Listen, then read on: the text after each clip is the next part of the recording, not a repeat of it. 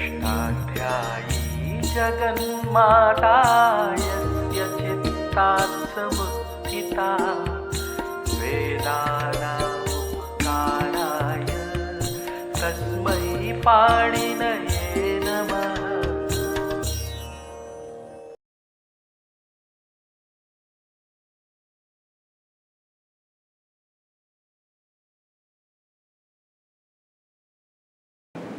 नमः पाणिनये। हम लोग पौष्पी प्रक्रिया के अनुसार सारे धातुओं में निज प्रत्यय लगा करके निजंत धातु बना रहे हैं।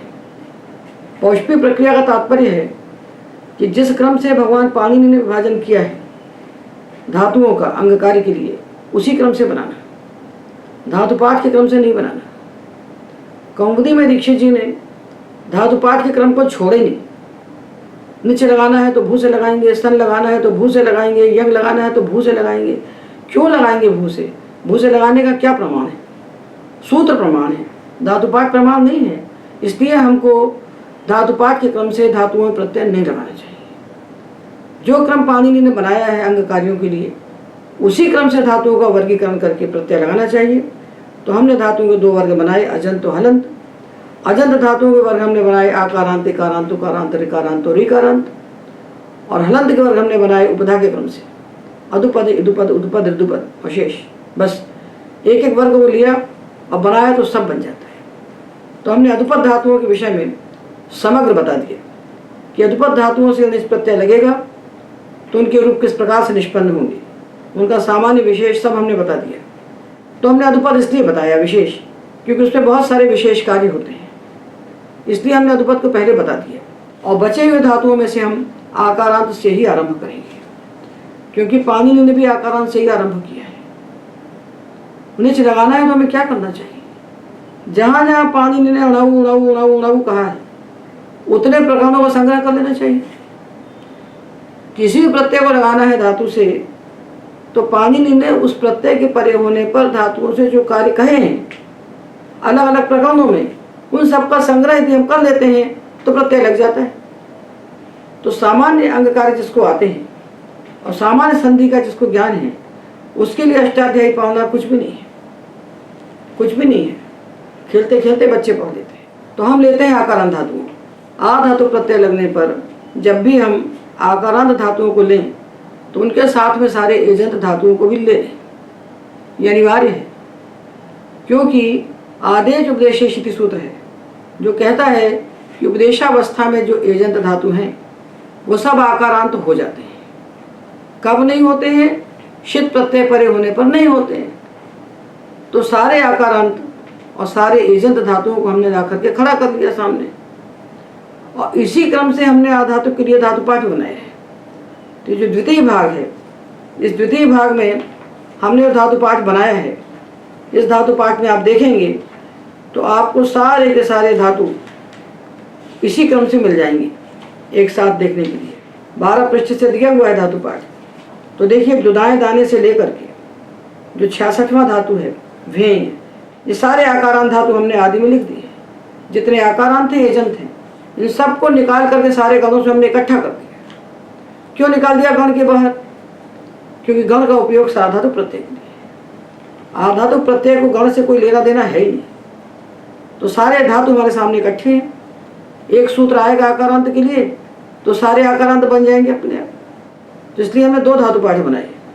एक धातुपाठ भगवान पाणिनि का जो गण के अनुसार है, जिसकी उपयोगिता कर्तरी साधातु प्रत्यय के लिए, और दूसरा धातुपाठ आधातु प्रत्यय के लिए, जहाँ गण की आवश्यकता नहीं है। तो अंग कार्य जैसे होते हैं आकारांत, इकारांत, उकारांत के अनुसार, वैसे ही धातु हमने सारे गण निकाल के इकट्ठे कर दिए। तो ये हमने जो धातुपाठ बनाया है, इसके आदि में जो 66 धातु हैं, ये सारे आकारांत हैं अथवा एजंत हैं। तो एज के स्थान पर तो आप बना लीजिए आप। किससे बनाइए? आदेश उपदेशेशिति। अष्टाध्यायी सहजबोध के दूसरे भाग में 127 पृष्ठ खोलिए। यहाँ से आकारांत तो एजंत धातु के रूप बनाने की विधि आरंभ की जा रही है नीचे लगाकर। तो आदेश उपदेशेशिति सूत्र से हमने सारे एजंत धातुओं को भी आकारांत बना लिया। तो ये 66 धातु इकट्ठे हमारे सामने खड़े हो गए। इनमें हमने निज प्रत्यय लगाया। 7वें अध्याय की तृतीय पाद का 36वां सूत्र है, 36 से 43 तक सूत्रों का एक प्रकरण है जिसमें नव की अनुवृत्ति जाती है। ये प्रत्यय निज परे होने पर होने वाले कार्यों को बताता है। तो सूत्र कहता है अर्थ ये री व्ली री क्नुई क्षमाई याताम पुंग री धातु और व्ली धातु, री धातु क्नुई और क्षमाई और सारे आकारांत धातु, इन धातुओं को पुक का आगम होता है निज परे होने पर। निज प्रत्यय परे होगा तो जितने भी आकारांत धातु हैं उनके लिए सामान्य कार्य क्या बताया पाणिनि ने, पुक हो जाता है, पुक हो गया। तो हमने धातु लिया दा, तो इनमें से हम अभी आकारांत बता रहे हैं, जिस वर्ग का धातु आएगा उसी वर्ग में बताएंगे। तो इस सूत्र में से हम आकारांत को ले रहे हैं, आकारांत धातुओं को लेकर के उनसे पुक लगाकर बता रहे हैं और उसके अपवाद बताएंगे उसी के साथ में, क्योंकि पाणिनि ने भी साथ में बताए हैं अपवाद। तो धातु हमने लिया दा, दा धातु से लगाया पुक, तो पुक में उकार और ककार की जो संज्ञा हो गई तो बच गया दाप, निज का ई लगाया तो धातु बना दापी, दा पुक और ई दापी। दा है पुक है, उनिश है, उनिश परे होने पर अर्थ रीबली री क्नुई क्षमाई आता पुंग सूत्र से पुक का आगम कर दिया, वो का की संज्ञा की तो बन गया दाप और ई दापी, दापी बन गया। सनाद्यंता धातुवाचित की हमने धातु संज्ञा की, धातु संज्ञा की तो ये तो इससे 10 प्रकार के प्रत्यय उत्पन्न होने लगे।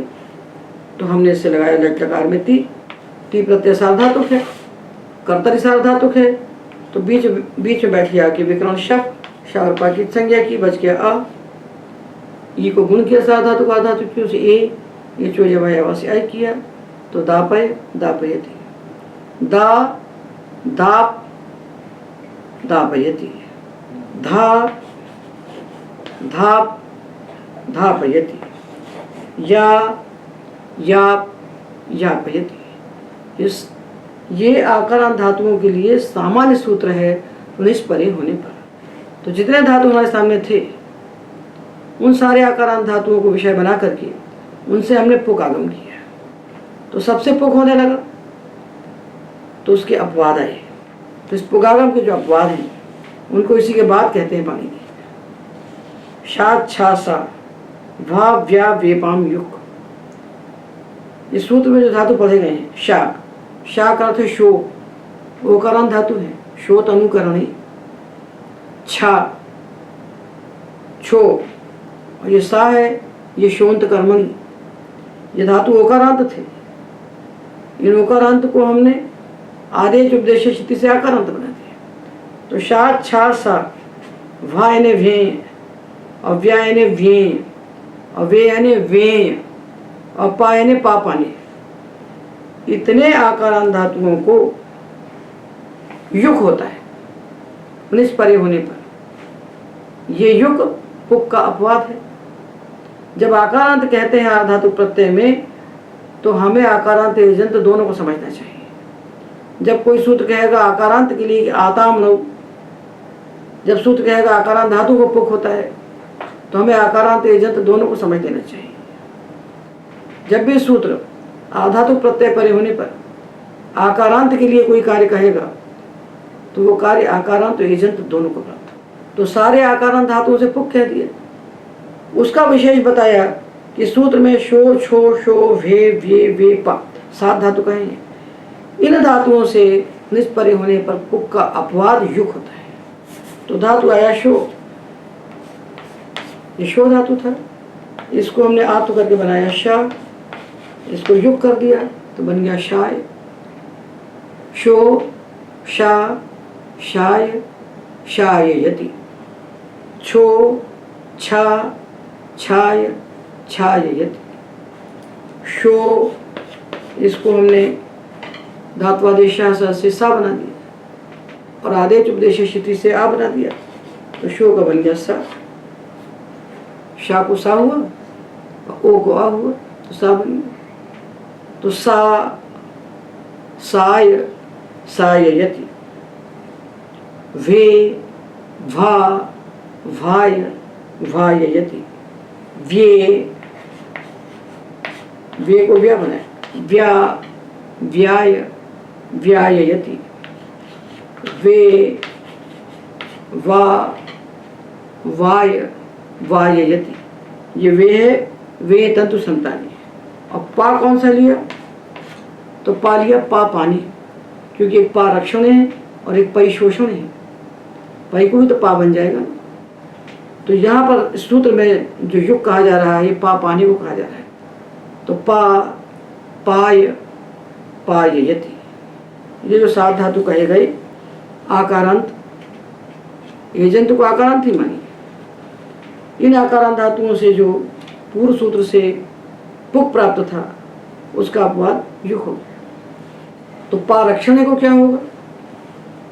तो पारक्षण के लिए वार्तिक है 128 पृष्ठ खोलिए। लुगागमस तुतस्य वक्तव्य। जो पारक्षण धातु है उसको पुक का अपवाद लुक होता है। तो पालयति, पालन करता है। और जो वा धातु है उसके लिए सूत्र है वो विधूनने जुक। वा धातु का अर्थ जब विधूनन होगा, हवा झलना, पंखा झलना, विधूनन करना, तो इससे जुक हो जाएगा। तो वाजयति, वा वाज वाजयति। और जब विधूनन अर्थ नहीं होगा तब क्या होगा? तब जो सामान्य है पुक वो हो जाएगा। पुक तो सामान्य है, सामान्य को बुलाना नहीं पाता, वो तो उपस्थित ही है वहां पर, अपवाद नहीं है तो उपस्थित है। तो विधूनन अर्थ में वाजयति और उससे भिन्न अर्थों में वापयति। अब धातु आया ला। तो ला और ली, 2 धातुओं के लिए सूत्र है ली लोर। नुग लुका वन्य तरस्याम स्नेह विपातनी। स्नेह विपातन जब अर्थ होता है किसी चीज को, घी इत्यादि को पिघलाना, तो ला धातु को लुक का आगम होता है और ली धातु को नुक का आगम होता है। ला को लुक और ली को नुक। तो ला से लालयति और ली से लीनयति बनेगा। ये इतने तो हमने आगम से बना लिए। तो देखिए आकारांत धातुओं में जो हमने मित धातु पढ़े हैं 4, ज्ञा और श्रा और ग्ला और स्ना, ये 4 हमने पढ़े हैं आकारांत जो मित होते हैं, अर्थ विशेष में होते हैं मित। तो ग्ला और स्ना धातु जब उपसर्ग से रहित होते हैं तो विकल्प से मित होते हैं, और सोपसर्ग होने पर ये नित्य मित होते हैं। ये हमने पढ़ा है। और श्रा धातु पाक अर्थ में मित होता है और ज्ञा धातु मारण तोषण निशामन अर्थ में मित होता है। तो ये 4 धातु जब मित होते हैं तो इनके लिए आगम तो कोई विशेष नहीं कहा गया है, तो आगम तो पुख ही होगा, और पुख होकर के इनको मिताम ह्रस्व से ह्रस्व हो जाएगा। तो ज्ञा ज्ञाप, ह्रस्व होकर ज्ञप, तो ज्ञा ज्ञाप ज्ञपयति। श्रा श्राप श्रपयति। ग्ला ग्लाप ग्लपयति। स्ना स्नाप स्नपयति। ये हमने आकारांत धातुओं से होने वाले आगमों को देखा और जाना कि आकारांत धातुओं के लिए सामान्य आगम तो है पुक, और बाकी उसके अपवाद हैं। तो जिनसे अपवाद नहीं होते उनसे सामान्य पुगागम होता है। तो ये जो विशेष सूत्र कहे गए हैं इनसे बचे हुए जितने भी आकारांत धातु होंगे उनको हम पुगागम करेंगे। अब एक धातु विशेष रह जाता है दरिद्रा, जिस पुस्तक में नहीं लिखा हुआ है। इसको हमेशा आप अलग लेके चलिए, ये सबके साथ सामान्य नियम में नहीं चलता है। तो इसके लिए वार्तिक बना हुआ है दरिद्राते राध धातु के विवक्षिते आल लोपो वाच्य। दरिद्रा धातु से जब भी हम कोई आधातु प्रत्यय लगाने की इच्छा करते हैं तो दरिद्रा की आका लोप हो जाता है। तो निज प्रत्यय हमने लगाया, आधातुक है, तो उसके लगाने के पहले ही दरिद्रा की आका लोप हो गया। तो निज लगाने की हमने इच्छा की तभी लोप हो गया। अब लोप हो गया तो आकारांत रह नहीं गया, आकारांत नहीं रह गया तो पुगागम भी नहीं हुआ। तो निज लगाने वाले थे तो इसका लोप हो गया तो दरिद्र बन गया, निज का ई मिल गया तो दरिद्री बन गया। ये निजत धातु बना, इससे हमने लट टिप शब्द किया तो बन गया दरिद्रयति। दरिद्राति दरिद्रयति, दरिद्रादि से दरिद्रयति बनेगा, इसको पुगागम नहीं होगा।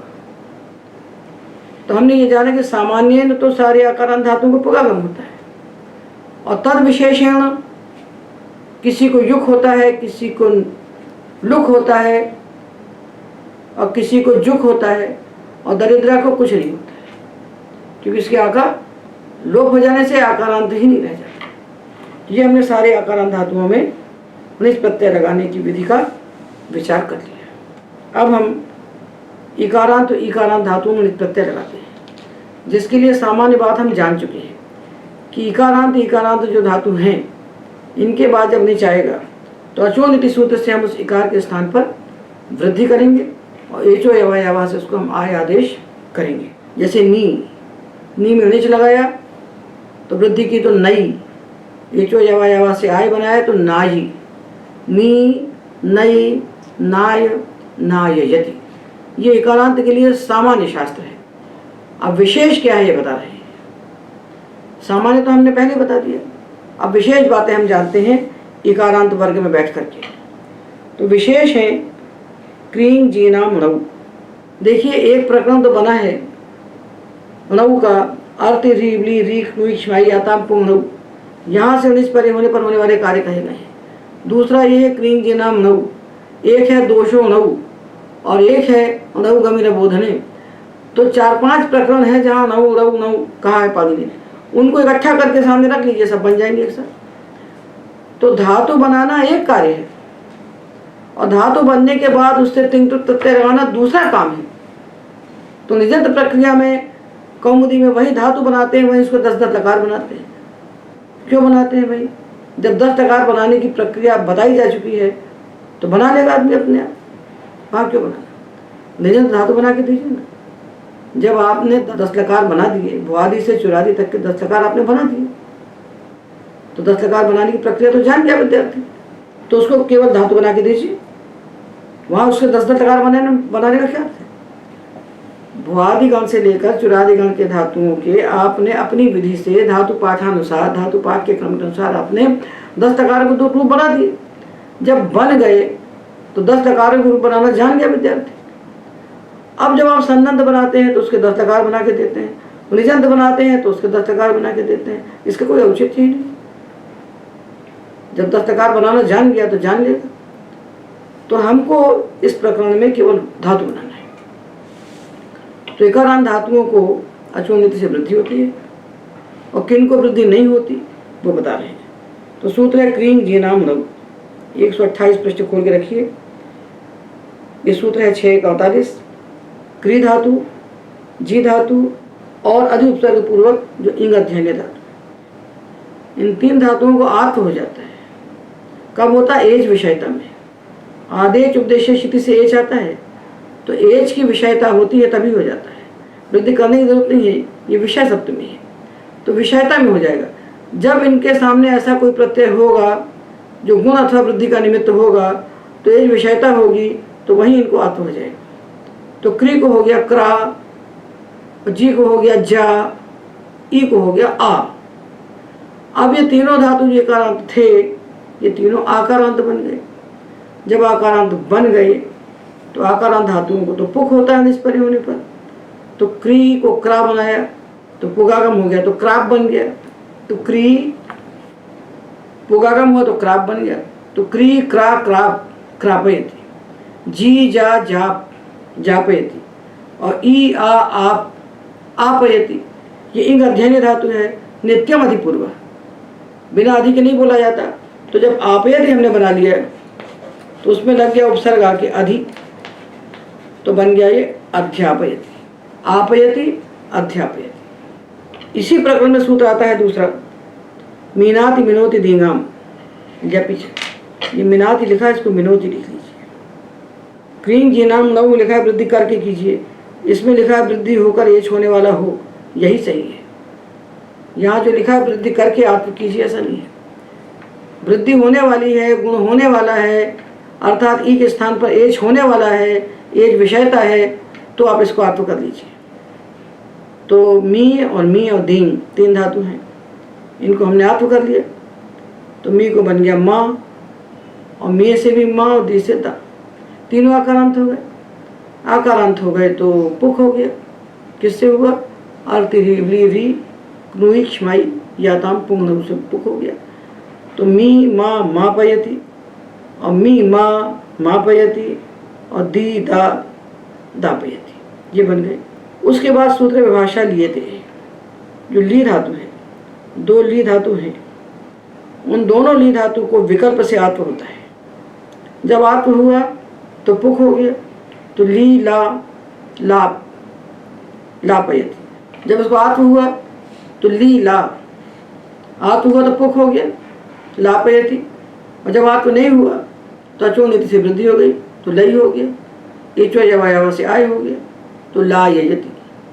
ली ला लाप लापयति और ली लय लाय लाययति। विभाषा लियते है। अब हमने जो सूत्र पढ़ा था, ली लोर नुक लुकऊ अन्य तरस्याम स्नेह विपातने, तो ली धातु को नुक कहा गया है। स्नेह विपातन अर्थ में नुक, तो जब स्नेह विपातन अर्थ होगा तो नुक हो गया तो ली नयति बनेगा। और जब वो अर्थ नहीं होगा, दूसरा कोई अर्थ होगा, तब तो नुक नहीं होगा। तो जब स्नेह विपातन अर्थ हुआ तो घृतम विलीनयति, घृतम विलीनयति नुक हो गया। और जब नहीं हुआ तब ली धातु को वृद्धि होगी, ली लय लाय तो विलाययति, जिसको घी बिलोना, इसी से बिलोना बना हिंदी। तो देखिए, ली धातु से नुक किया स्नेह विपातन अर्थ में तो विलीनयति, और ला धातु से लुक किया स्नेह विपातन अर्थ में तो विलालयति। और जब स्नेह विपातन अर्थ नहीं हुआ तो न ली को लुक हुआ और न ला को लुक हुआ, दोनों नहीं हुए। तो ली को वृद्धि करके लई, आय करके आय आदेश करके लाय विलाययति। तो घृतम विलीनयति, घृतम विलालयति और घृतम विलाययति। चिस पुरोड़ नऊ, ची धातु और स्फुर धातु एज विषयता में विकल्प से आत्व होता है। एज विषयता का अर्थ है ऐसा प्रत्यय हो जिसके लगने पर गुण होने वाला हो अथवा वृद्धि होने वाली हो, किदगित ना हो, ऐसा प्रत्यय होना चाहिए। तो ची धातु चने से लगाया तो अचोनिति से वृद्धि हुई तो चई चाय चाययति, ची चई चाय चाययति बन गया। एज विषयता है तो विकल्प से आत्व कर दिया, तो जब आत्व किया तो चा बन गया। आकारांत हुआ तो पुख हो गया। तो ची चा चाप चापयति, जब आत्व किया तो चापयति, आत्व नहीं किया तो वृद्धि करके चाययति, चापयति चाययति। ये दो बनेंगे स्वादिगण के ची धातु से। और जो चुरादिगण में ची धातु है वो ज्ञापादि अंतर्गण के भीतर पड़ा है। तो नान्य में तो अहेतु, इस गणसूत्र से वो मिथ है। तो जब मिथ हो जाएगा तो उसमें पिताम ह्रस्व से उपधा को ह्रस्व हो जाएगा। तो ये आत्व तो उसको भी होगा, चिस्परो नौ से होने वाला आत्व दोनों ची धातुओं को होगा। तो स्वादिगण के ची से चापयति चाययति बनेंगे क्योंकि मिथ नहीं है। और चुरादिगण का जो ची है ये मिथ है, तो इसको आत्व तो होगा पर ह्रस्व हो जाएगा। तो उससे चपयति और चययति ये बनेंगे। और स्फुर धातु को आत्व करके स्फारयति बनेगा, इसको उदुपद भी देख लेंगे। और वी धातु से, वी धातु का अर्थ जब प्रजन होगा, प्रजन का अर्थ है गर्भाधानम। तो गर्भाधान जब अर्थ होता है तो वी धातु को आत्व हो जाता है एज विषयता में।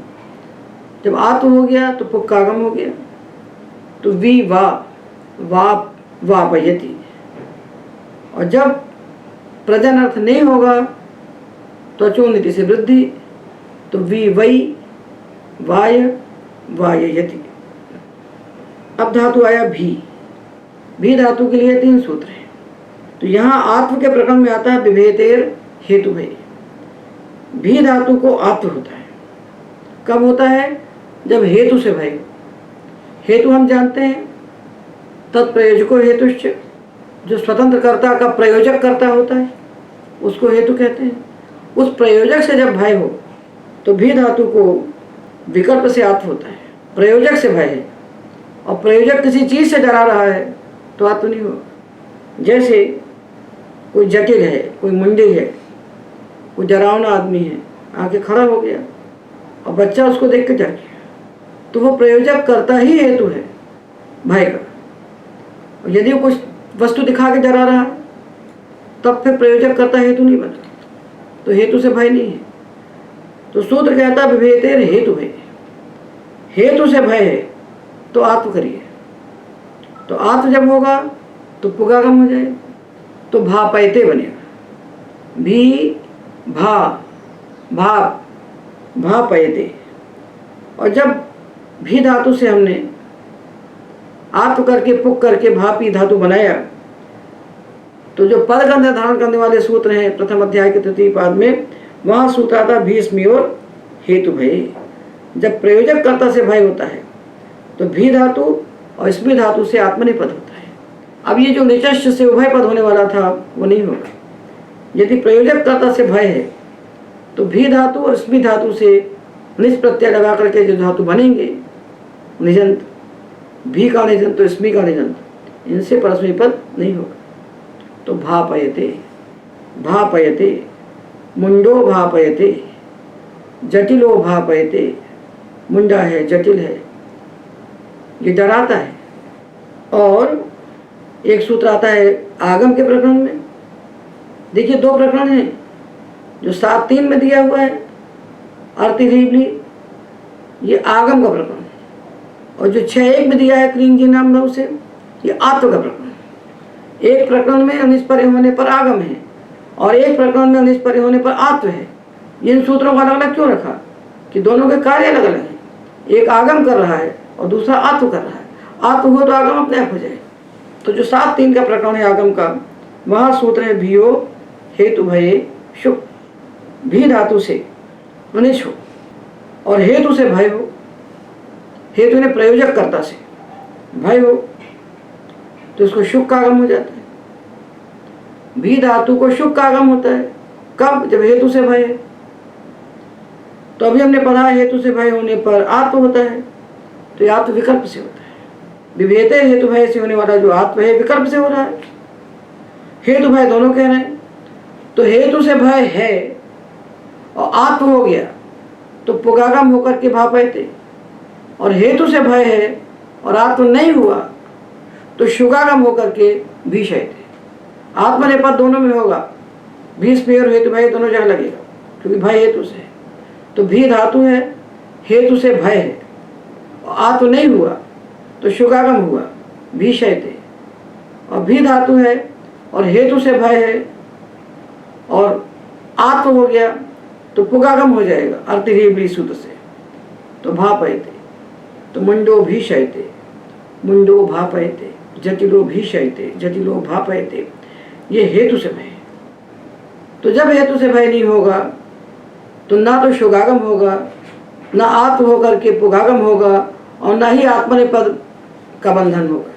तब अचोनित से वृद्धि होगी। तो भी भई भाय भाय यति, डराता है, किसी चीज से डरा रहा है। कुंचिकया एनम भाय यति, चाबी दिखा करके बच्चे को डरा रहा है, तो ये हेतु से भय नहीं है, उस वस्तु से भय है जो दिखा रहा है उसको। ये भय कुंचिका से है, प्रयोजक कर्ता से नहीं है। तो जब भय कुंचिका से हो रहा है, प्रयोजक कर्ता से नहीं हो रहा है, तो न शुक न आत्व न पुक। अब धातु आया स्मी, स्मिंग ईशद हसनी। तो स्मी धातु के लिए नित्यम स्मयते है। स्मी धातु को नित्य आत्व होता है निज परे होने पर, तो स्मी को स्मा हो गया। जब स्मा हो गया तो पुगागम हो गया। आकारांत धातुओं को पुक, ये सामान्य है, तो पुगागम हो गया अर्तिरीबली सूत्र से, तो स्माप बन गया स्मापयते। और भीष्म और हेतु भय जिसको आत्मनेपद कर दिया, तो स्मी धातु को नित्य आत्म होगा और नित्य आत्मनेपद होगा, तो विस्मापयते। अब प्री धातु है तो धुई प्रिय और नुक वक्तव्य है। धुई धातु प्री धातु को नुक होता है निज परे होने पर, तो प्रिय नयति, और धू से धूनयति बनेगा। अब ये 3 धातु हैं, री, व्ली और री। ये धातु व्ली लिखा है, ये धातु वास्तव में व्ली है। इन तीनों धातुओं को पुक का आगम होता है। कब होता है? अणु, अर्ति, री, व्ली, री, क्नुई, क्षमाई, याताम, पुंगनऊ, इनको पुक का आगम हुआ। तो पुक का आगम हो गया तो बन गया रीप, व्लीप और रीप। इनके बाद बैठा है नीच, निचार धातु प्रत्यय। तो उपधा को गुण करना है। लघु पदस्य च इतना ही कहा होता तो उपधा को गुण नहीं हो सकता था। तो जो सूत्र में पुगंत इसका निवेश किया है, पुगंत लघु पदस्य च कहा है, जो पुगंत कहा है वो इन्हीं धातुओं के लिए कहा है कि पुक का आगम हो गया, उपधा में देखो दीर्घ है, जब रीप बन गया, व्लीप बन गया, रीप बन गया, तो उपधा में जो ई है ये लघु तो है नहीं, तो उपधा में लघु एक को हमने अभी तक गुण किया। अब उपधा में रहने वाले दीर्घ ई को हम गुण करेंगे क्योंकि धातु पुगंत है। तो री, रीप, रेपयति, व्ली, व्लीप, व्लेपयति और री, रीप, रेपयति। किससे गुण हुआ? पुगंत लघु पदस्य च से। इसका पुगंत भाग जो है उसको लेकर किसको गुण किया, और बाकी में अभी तक हमने लघुपद मान के किया था। अब ये 2 धातु हैं, इण धातु और दूसरा इक धातु, इण गतौ और इक स्मरणे। और इणवत इकह पढ़ा है हमने कि इक धातु को वो सब होता है जो इण को होता है, जो इण को होता है वो सब इक को होता है। तो क्या विशेष होता है कि नित्यम अधिपूर्व है। इक धातु हमेशा अधि के साथ बोला जाता है और इन धातु को नित्य अधि के साथ बोलने की आवश्यकता नहीं है। तो इनके लिए जो कहा जाएगा सब एक में अपने आप हो जाएगा। तो सूत्र अणुगमी अरबोधने। जब इन धातु का अर्थ बोधन नहीं होता, बोधन यानी ज्ञान, तो इसका अर्थ बोधन भी है, इसका अर्थ गति भी है। तो जब अबोधन अर्थ है, अबोधन यानी गति अर्थ है, तो इनको गम आदेश हो जाएगा। तो इनको गम बन गया, गम में नीचे लगाया तो अतुब्धा यहाँ से वृद्धि हुई तो गाम बन गया। और गम धातु अमंत है, अमंत होने से मिथ है, मिथ होने से मिताम ह्रस्व से ह्रस्व हो गया तो गमयति। इन धातु से नीचे लगाकर गमयति बनेगा। और जब बोधन अर्थ होगा, अबोधन अर्थ में तो गम आदेश हुआ, और जब बोधन अर्थ हुआ तो बोधन अर्थ के लिए प्रति उपसर्ग लगाना पड़ता है, बोधन यानी ज्ञान कराना।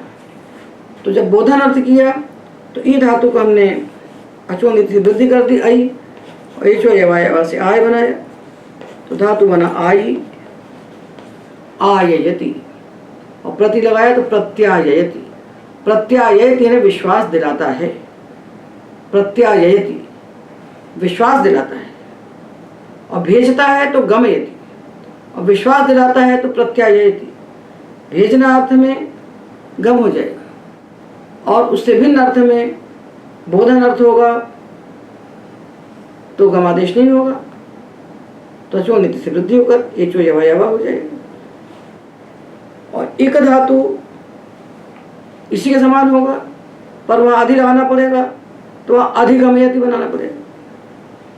ये हमने जितने एकारांत धातु थे उनके लिए सामान्य शास्त्र क्या जाना कि अचो नीति से वृद्धि कीजिए और एचो यवायवा से आय कीजिए। विशेष क्या जाने कि जिनमें कुछ विशेष कार्य होते हैं, किसी को आत्म होता है, किसी को कुछ आगम होता है, उन सबको पढ़ लिया और ये सारे संग्रह करके हमने सारे इकारांत धातु आपके सामने रख दिए निज प्रत्यय लगा करके। ये पाणिनि विधि है, क्योंकि पाणिनि जो कार्य कहते हैं अंग को, जब तक विशेष न हो तब तक वो इकारांत तुकारांत त्रिकारांत से ही कहते हैं, और विशेष होने पर प्रतिपद कहते हैं। अब हम उकारांत धातुओं में नीचे लगाते हैं, उकारांत उकारांत दोनों को ले लेते हैं। तो उकारांत उकारांत के लिए सामान्य शास्त्र ने पहले पढ़ा, सामान्य हमने पहले बता दिया कि अचो नीति से वृद्धि कीजिए। यदि कोई विशेष सूत्र नहीं आता है तो यित प्रत्यय परे होने पर हम अजंत अंग को वृद्धि करते हैं, तो ऊ को वृद्धि करते हैं। जैसे लू, लऊ, लाव, लावयति, भू, भौ, भाव, भावयति, पू, पौ, पाव, पावयति। ये सामान्य हुआ। अब विशेष क्या है इसका अपवाद? तो यह धूई प्रियो लु वक्तव्य है। धुएं धातु को निज परे होने पर नुक हो जाता है, तो धू नयति। और ब्रू धातु का आधातु प्रत्यय परे होने पर वच हो जाता है, ब्रुवो वची, तो इससे बनेगा वाचयति। बस ये उकारांत में विशेष हो गया। अब बाकी सब भावेति के समान बनाइए।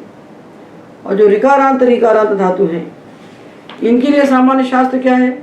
इनके लिए सामान्य शास्त्र है अचूर्ण नीति से वृद्धि। तो क्री, कार, कारयति, री, हार, हारयति, ध्री, धार, धारयति, ये सामान्य है, ये हम जानते हैं। अब हमको विशेष जानना है। तो विशेष क्या है? तो ऋकारांत धातु के लिए विशेष धातु है जागरो विचंदन कित्सु। वो कहते हैं जागृत धातु को गुण होता है, इसको गुण ही होता है। कित प्रत्यय है तो भी गुण होगा, अनित है तो भी गुण होगा। कित में गुण निषेध होना चाहिए, अनित में वृद्धि होना चाहिए। कित में किंगित च लगना चाहिए, अनित में अचोनित लगना चाहिए। तो बोले नहीं, इसको तो गुण ही गुण होगा, अनित में भी और कित में भी। तो बोले कहाँ नहीं होगा गुण? तो कहते वी, चिण, अनल और गित, इतने को छोड़कर इतने में क्या होगा? इसमें जो प्राप्त है वो होगा।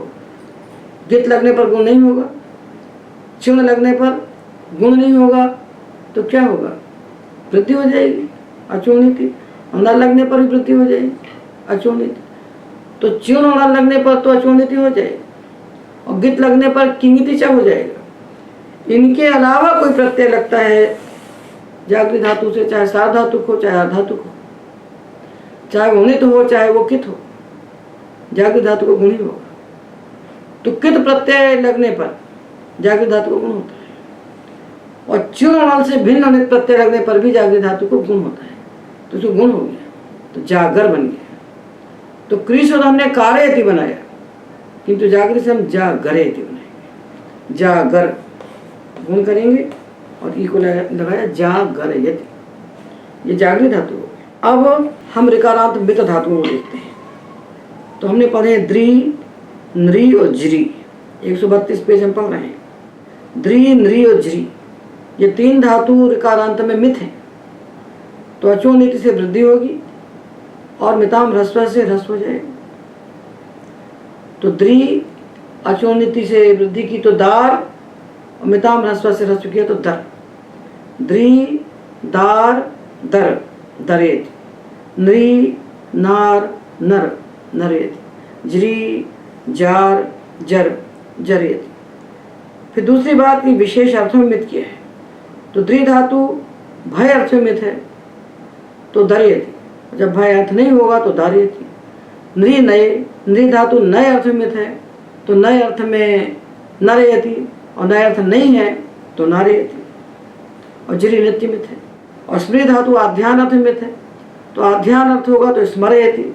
आध्यान अर्थ नहीं है तो वृद्धि होकर के स्मारयति।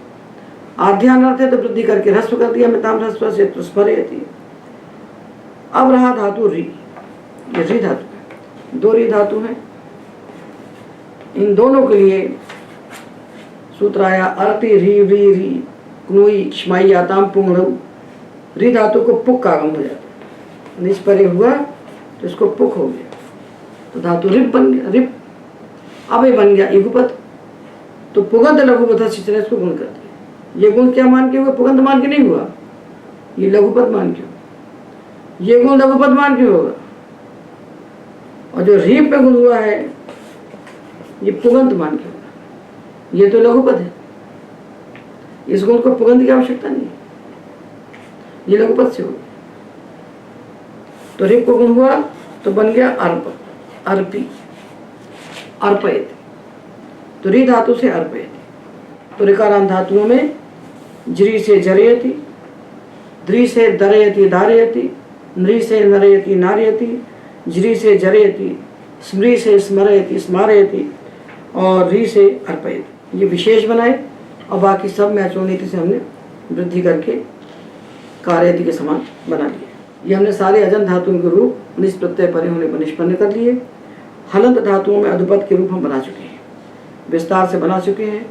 अधुपद को हमने पहले इसलिए लिया कि इसके साथ मित धातुओं का विस्तार है, इसलिए इसको हमने अलग से ले लिया। अब रहे इदुपद उदुपद ऋदुपद धातु। तो 133 पृष्ठ पर देखिए इदुपद धातु ले रहे हैं। तो इदुपद धातुओं के लिए सामान्य सूत्र क्या है? पुगंत लघु उपधा से। तो इदुपद धातुओं के उपधा में रहने वाली लघु इकार के स्थान पर हम गुण करेंगे साधातु का धातु प्रत्यय परे होने पर। ये गुण कित कित में नहीं होगा, बाकी में हो जाएगा। तो लिख लेख लेखयत, भिद भेद भेदयत, छिद छेद छेदयत, ये बन जाएंगे। इसके अपवाद रूप में एक धातु मिलता है हमको, यह है सिद्ध।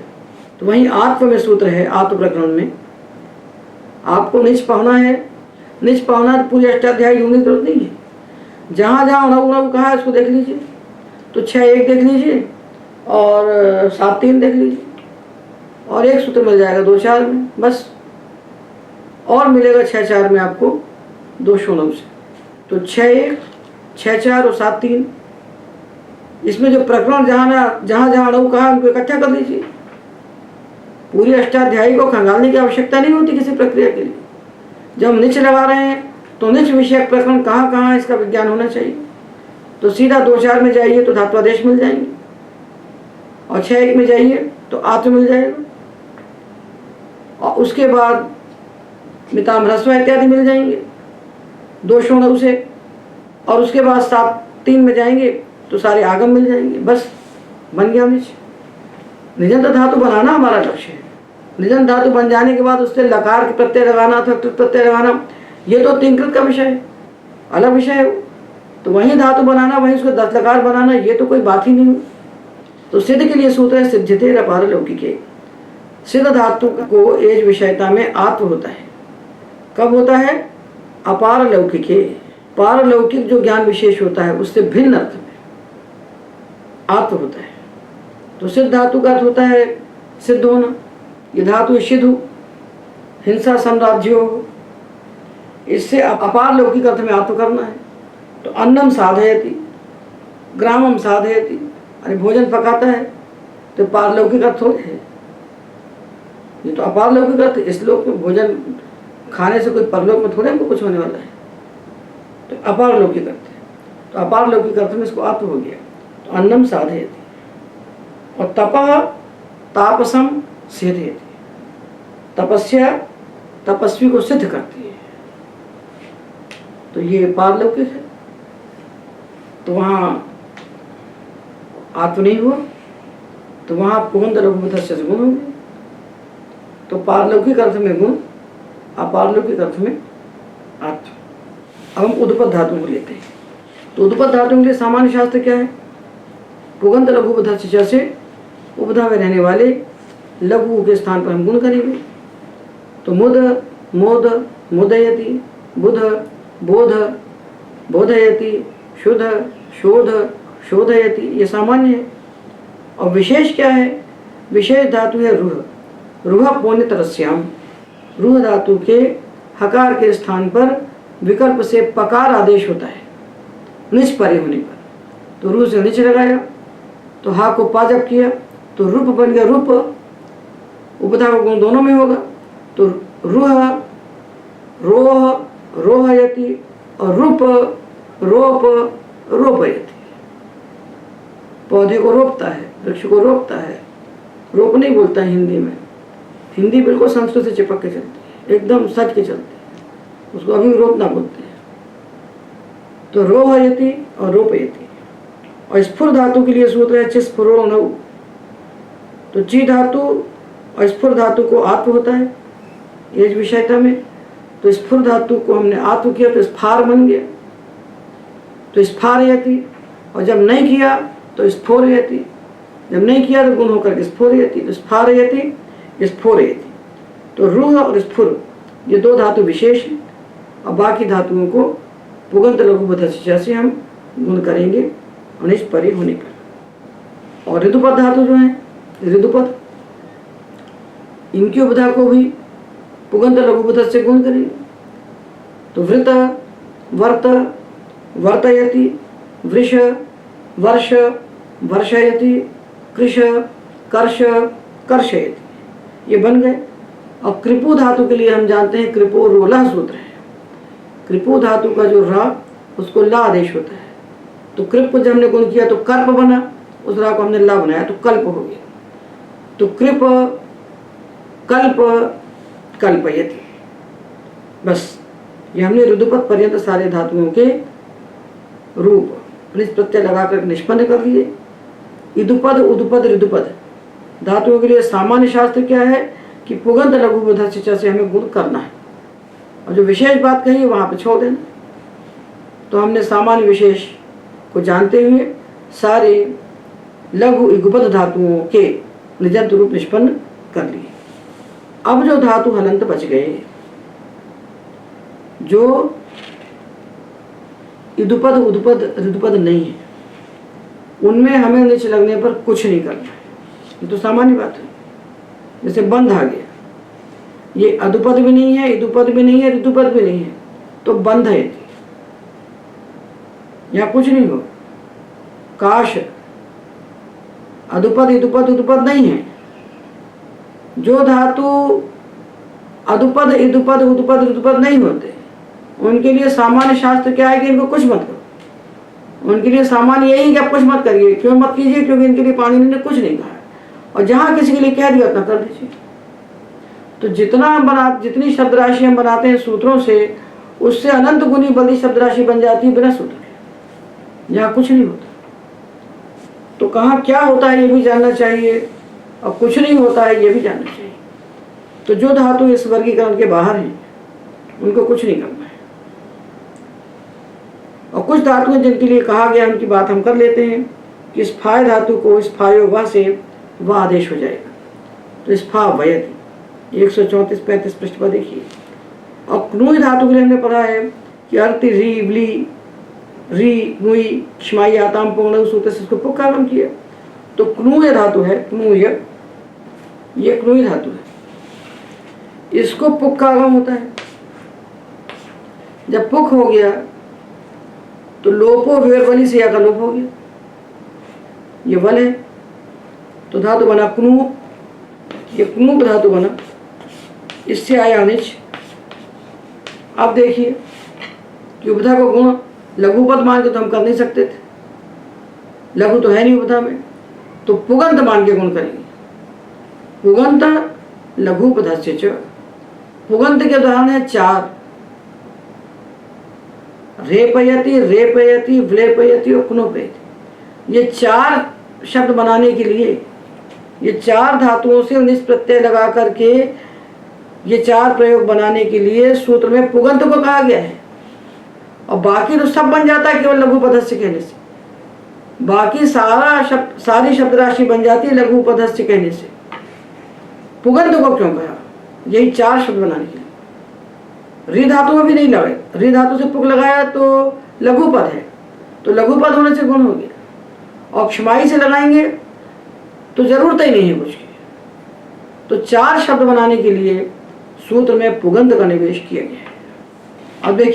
अब देखिए क्षमाई यहाँ पुस्तक में छूट गया है, तो क्षमाई को भी आप लिख लीजिए इन्हीं शेष धातुओं में। क्षमाय, क्षमाई से पुक लगाया तो लोप हो वेरोली से या का लोप हो गया, बना क्षमाप।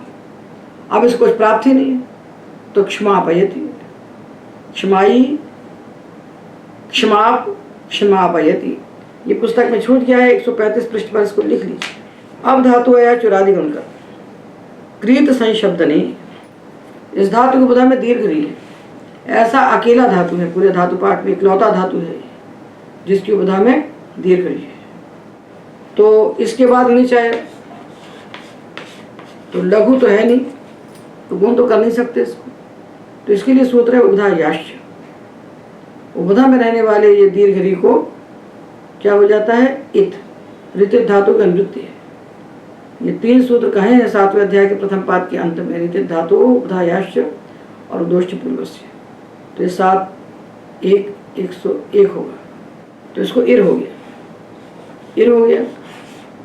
ऋतित धातु की अनुवृत्ति ली तो उपधा याश्च ने इसको इर कर दिया। जब इर हो गया सूत्र आया उपधा यांच, धातु के अंत में हल हो, उसकी उपधा में रा हो, और उस रा की उपधा में इक हो।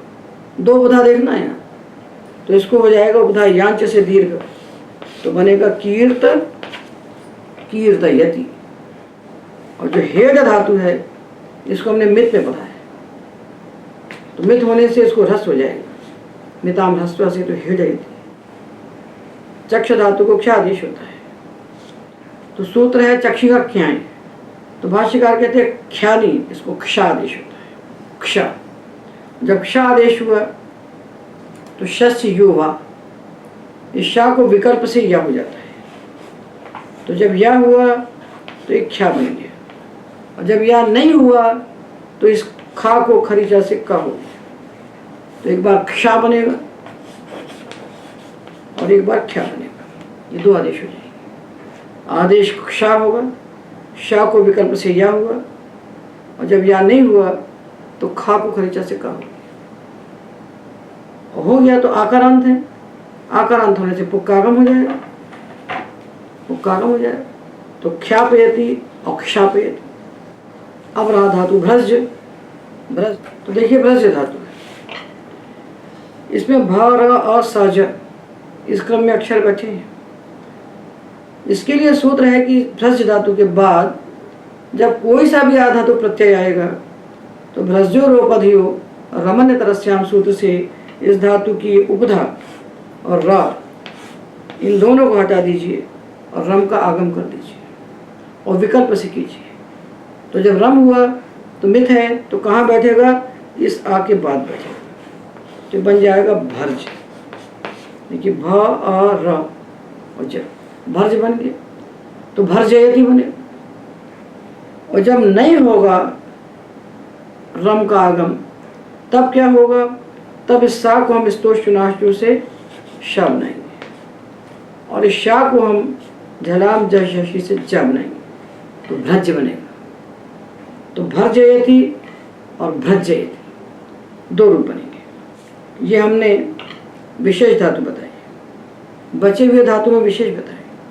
अब जो रह गए जिनके बारे में हमने अभी तक कुछ नहीं कहा, उनके बारे में आपको कुछ नहीं करना है, क्योंकि वहाँ कुछ प्राप्ति नहीं है। जैसे हमने धातु लिया बुक, तो बुक में निच लगाया तो ना उपधा में आ है, ना ई है, ना ऊ है, ना री है, कुछ है ही नहीं।